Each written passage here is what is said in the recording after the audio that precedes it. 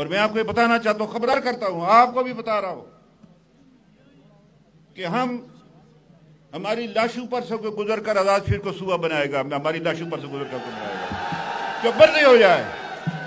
और आपको भी कहता हूं, अगर आप इनके साथ खड़े हो तो आपके खिलाफ भी जंग करेंगे। खुदा आपसे कहता हूं, कश्मीरियों का खून इतना अर्जा नहीं है। 6 लाख कश्मीरियों ने कुर्बानियां दी हैं।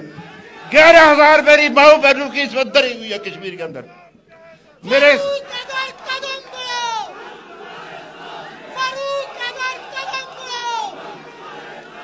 हमारे सैकड़ों बच्चे और बेटियां जिनकी आंखों की रोशनाई चली गई, उनकी आंखों की रोशनी छीन ली।